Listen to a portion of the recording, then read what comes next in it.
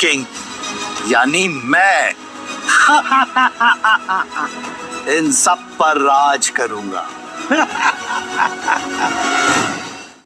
रुद्र, लेकिन तुम अपने आप को इस सिचुएशन में फंसा ही क्यों रहे हो? अभी तो तुम्हारा पूरा ध्यान तुम्हारा गेमिंग सॉफ्टवेयर डेवलप करने में होना चाहिए था ना।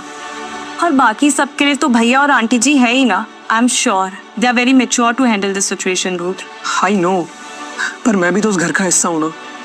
और सबसे दुख की बात यह है कि मैं चाह के भी कुछ नहीं कर सकता, कुछ भी नहीं।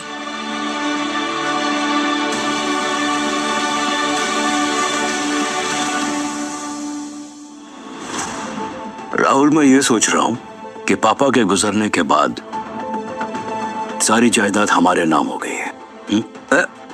करेक्शन ब्रो, जायदाद के नाम पर हम सब कार ड्राइव कर रहे हैं और वो कार भी माँ के नाम पर है।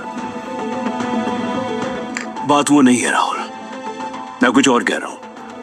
देख, पापा ने कभी लोन नहीं लिया, उन्हें कभी लोन की जरूरत नहीं पड़ी, लेकिन जब से हम लोगों ने बिजनेस संभाला है, लोन पर लोन लिए जा रहे हैं and business is going down. बर्बादी के कगार पे हैं हम लोग।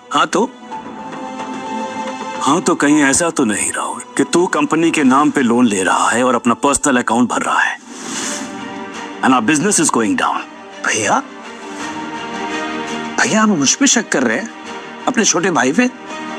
मैं थाली में छेद की तरह धोखेबाज इंसान लगता हूँ क्या आपको? अरे मत नहीं भैया, प्लीज भैया, आज तो आपने ये कह दिया, पर आज के बाद ऐसा इल्जाम मुझ पे मत लगाइएगा।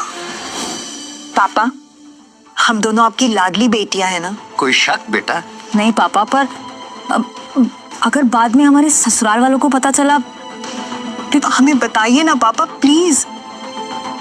बेटा, तुम दोनों मेरी प्यारी बेटियां हो, तुम दोनों से कुछ नहीं छुपा है। तो बताइए ना पापा। तुम दोनों के ससुर धनचंद्र शेखावत और मैं सालों से बिजनेस राइवल्स थे। कई ओकेजन्स पर उन्होंने मुझे बहुत जलील किया। मैं खून का घूंट पी के रह गया, लेकिन मैं कभी उनकी बराबरी नहीं कर पाया। लेकिन मेरी शैतानी खोपड़ी है, मैंने उनसे दोस्ती कर ली क्योंकि मैं उनकी जायदाद पाना चाहता था, और जो मैं चाहता हूं वो मैं पाता हूं। बहुत ध्यान से देखो बेटा, ये है कुला यानी तुम दोनों के पति, ये है रानी यानी तुम्हारी सासू माँ।